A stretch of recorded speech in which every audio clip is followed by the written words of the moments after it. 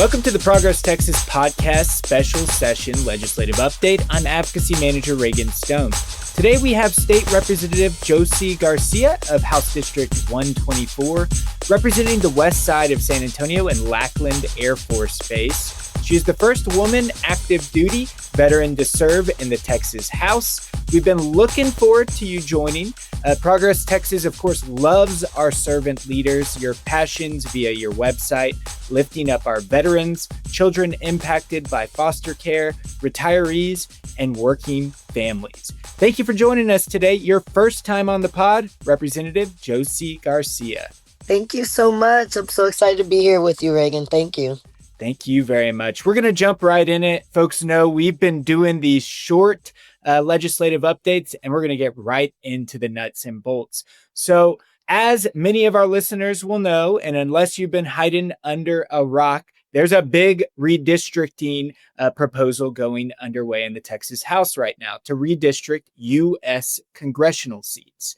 Just this week, Representative Todd Hunter of the Republicans, he is a leader in the Select Committee on Redistricting. That Republican, Todd Hunter, proposed a new map, which would add 5 new Republican stronghold seats, taking those away from Democratic leadership.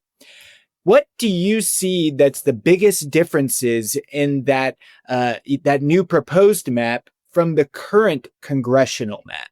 Well, I'll say the first thing is it's a very red map. I mean, when we look at the 4 districts that were the target of the DOJ letter accusing us of having racially segregated districts, what they meant by that was there was too many districts, too many meaning 5, out of all of Texas congressional districts. Only 5 of those districts represent Black Texans. 3 of those districts were on the chopping block of the DOJ letter. And so when we see a blatant attack on the minority community, but minority Texans, we have to remember Texas is made up of, it's a majority minority state. 75% to 80% of our state is non-white.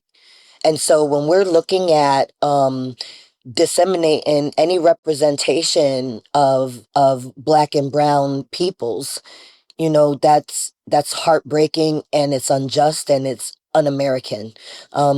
We're witnessing, of those 4 seats, the remaining one that's not a Black seat is held by Congresswoman Josey Garcia. It's a seat held by a Latina.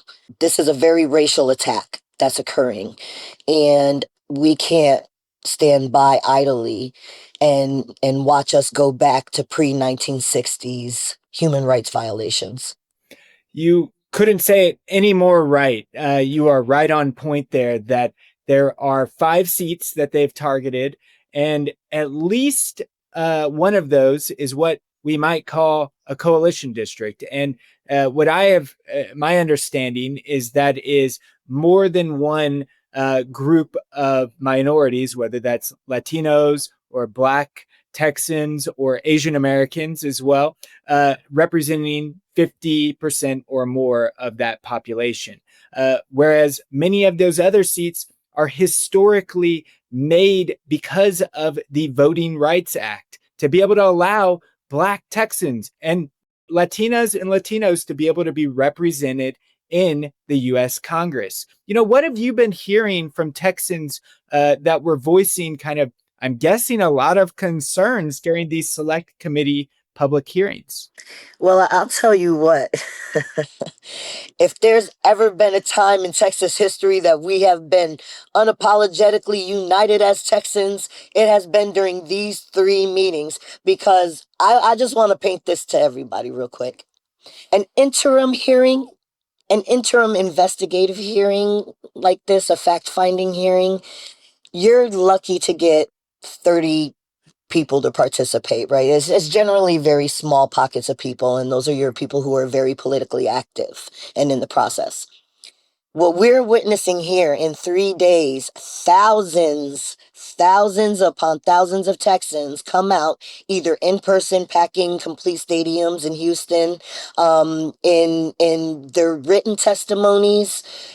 The beautiful thing about it is no matter what the race, no matter what the political background, no matter what faith they come from, they all stood united in one solid message, and that was, we do not welcome this racial gerrymandering tactic. We do not need mid decade redistricting. We just redistrict in 2021. We haven't even gotten comfortable to the fact that you have a new congressperson before you don't have one again.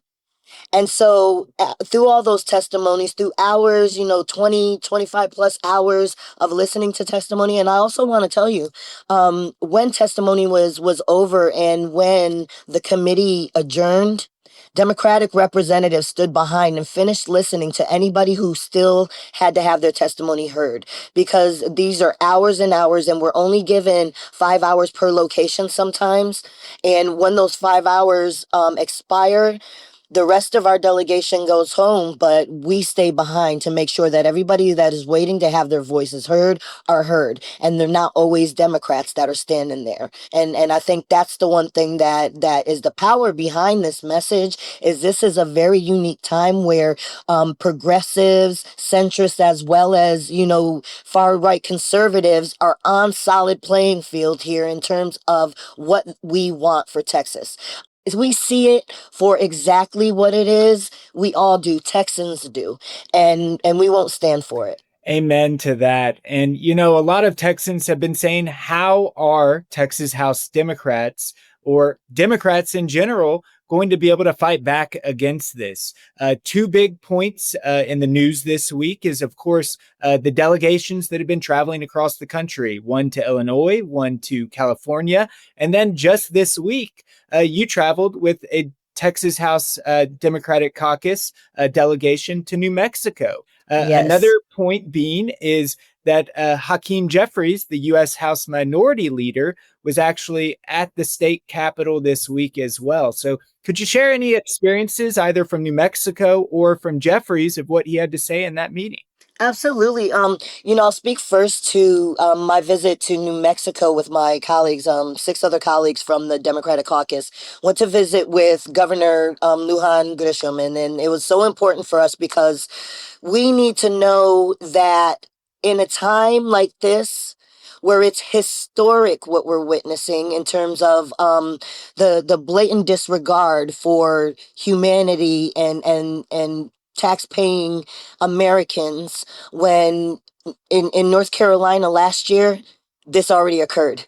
Literally, the votes that we would have needed to make our national house, blue house, was stripped from us. That opportunity was taken because of this very effort, but it happened in North Carolina first. I don't think any of us realized the gravity of what happened. So what we wanted to do, especially because Texas is so big, and a lot of our brothers and sisters across this nation who are in Democratic states and leaders of Democratic states kind of just assume that as Texans, we've got it, because we do fight. We always stand up and fight, and we show force. However, we are outmatched in so many ways, y'all. I mean, the number one thing is we're outfunded. We do not have the funds to be able to fight the way that we do. But even more so, we need to know that when we're on the battlefield, that we have soldiers that are there with us. And so I speak in battlefield terminology, being the only woman veteran in the house,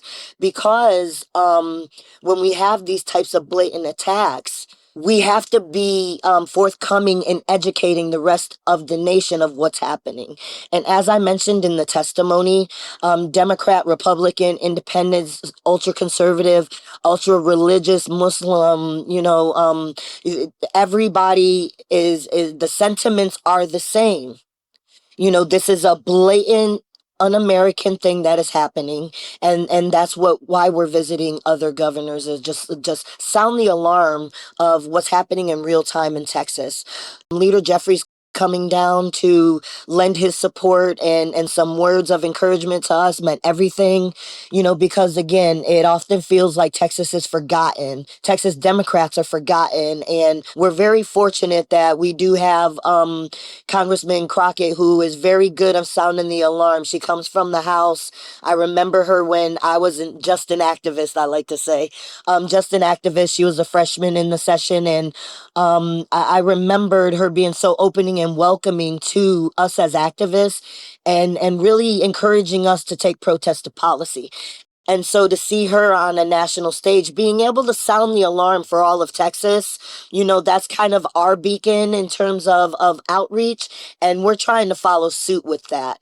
And having that encouragement and support from Leader Jeffries was phenomenal. But we have a specific ask, y'all. We have a specific ask. And that ask is Democrats need you in Texas. We need you now financially in terms of making sure that we're able to keep our seats, because we witnessed in the last session literally very good representatives of Texas who followed their morals lose their seats because they chose to protect public schools. So I think that we need to take the seriousness of this and the alarm bells to heart, and call your friends, call your family, let them know that Texas Democrats need you right now. We also need help when it comes campaign season, and that's now as well. We need all hands on deck: phone banking, block walking, messaging, podcasts, sharing these messages. And please, if you all ever need us, I love being able to share lived experiences and give you firsthand account of what we're seeing boots on the ground, because my perspective is so unique, being a woman veteran who is new to partisan politics. And so I'm just really excited to be a leader in these efforts. Just know that every option on the chessboard that's available to us, we are most definitely navigating. We would be foolish at this point in time not to use everything in our potential toolboxes.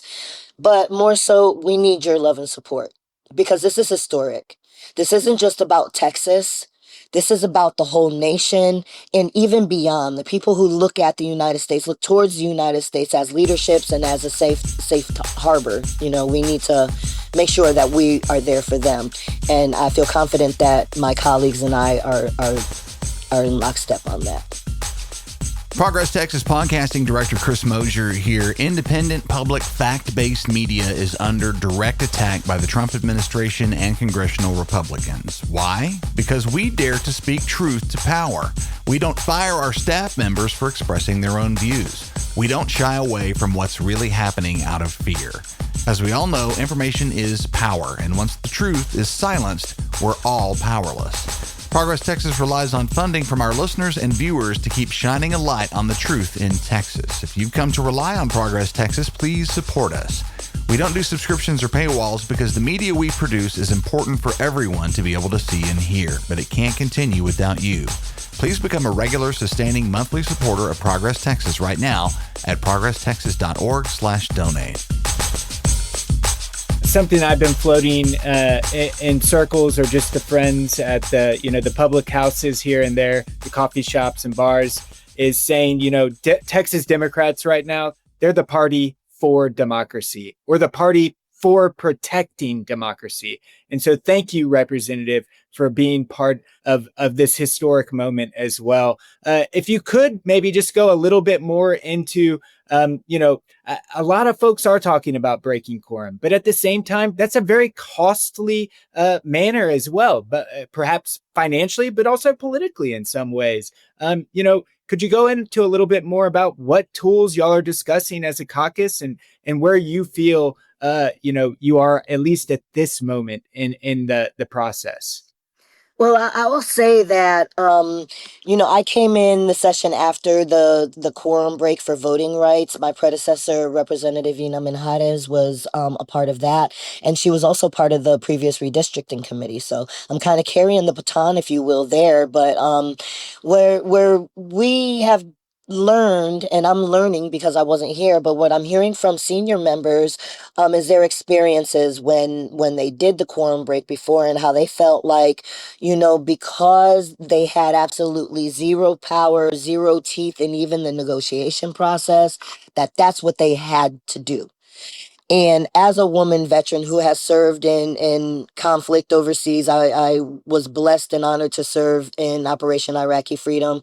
My husband's a Purple Heart veteran, and so service and defending and protecting the Constitution in the United States, but more importantly, our constituents, our voters, our family, those types of things are non-negotiable for me, and that's where I can't be more proud than to serve, is because I'm somebody, and many like me, from Military City, USA, here in Texas, we are people who, from the time we put on our uniform, we understand that we are sacrificing our very lives to protect and defend.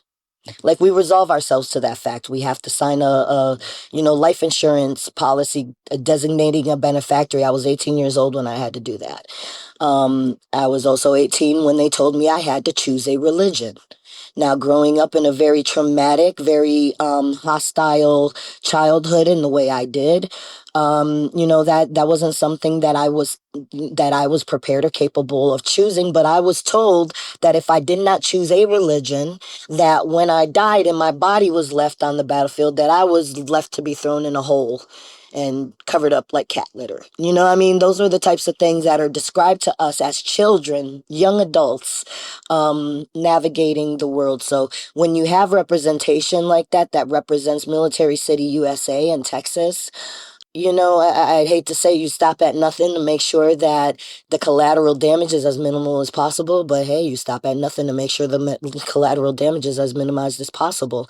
And what's presenting itself right now is of mass catastrophic collateral damage that will set us back to pre-1960 civil rights. And as somebody who went to a high school that was segregated, as somebody who is one of the only members in the House who is biracial and is represented in the Black Caucus as well as the Mexican Caucus, I will tell you that racism is alive and well. I've navigated it my whole entire life, but we've navigated it already our whole entire lives. So we're well prepared on how to continue navigating. We just have to be strategic in how we do so, especially when we have no money, no funding, no support.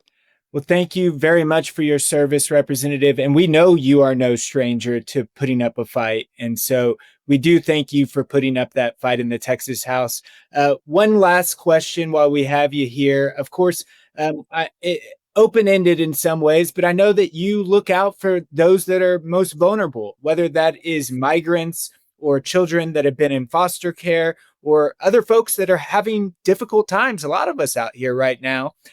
You always lift them up. Do you have any other issues or highlights you want to speak upon that might be important to your district or Texans?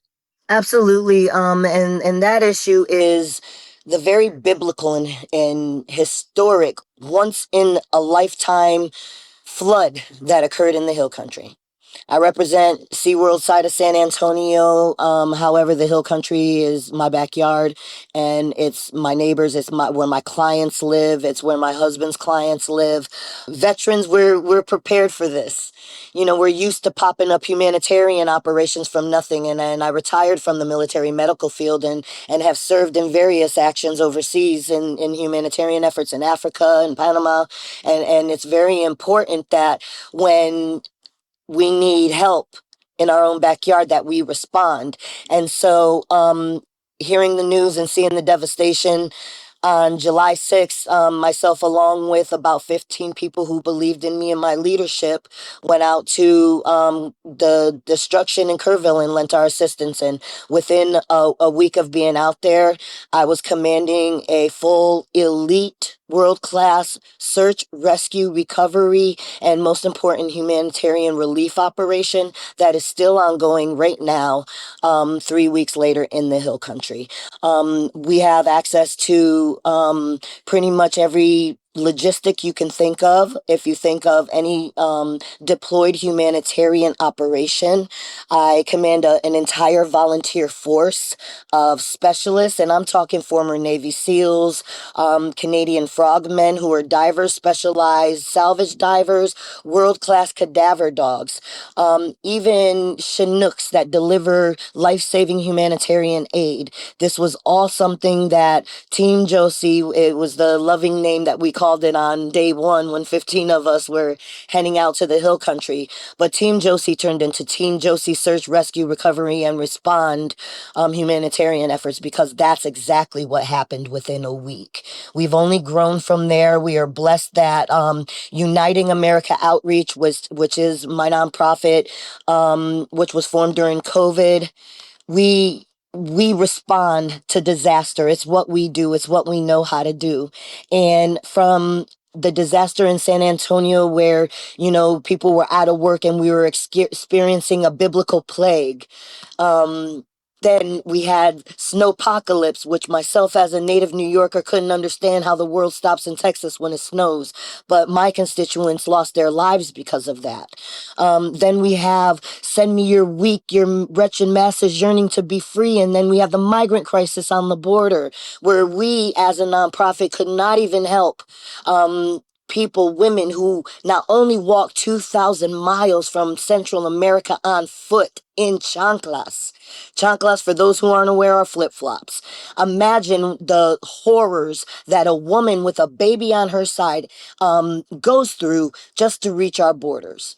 We found ourselves in Ciudad Acuña, Mexico, lending aid. We popped up, we were able to provide resources that not only housed and sheltered hundreds of migrants, but also allowed for some of them to even get medevaced for a 4-year-old daughter that one of these young ladies carried, that was immobile. She was unable to talk because she suffered from severe hydrocephaly. And then now you have a world war that's occurring. If you are not a person of faith, and trust me and believe me, I have struggled with faith my whole life. But if you can't see the writing on the wall of what's happening right now and not have that be your call to action, that even if you're not religious, some weird crap is happening right now, we need to be present for it. And that's what I'm so proud that we were able to do. It's a two-pronged approach for me as a legislator, to not only provide purpose to veterans who often find themselves suicidal and victims of alcoholism and drug addiction and loss of purpose. I was one of those veterans who suffered from PTSD so severely that legally prescribed pharmaceuticals almost took my life. The sense of purpose that we are giving veterans and people from all across this country to do their part in helping a community that has lost 130 people overnight and lost their lives as they knew it. To be able to impact that through legislation, but even more so through nonprofit work. I have an entire volunteer force. Literally, people will hear, Josey, we hear you're the one that is able to coordinate to make me able to just do what I love to do. That's all I do. My name's on it because, they followed me.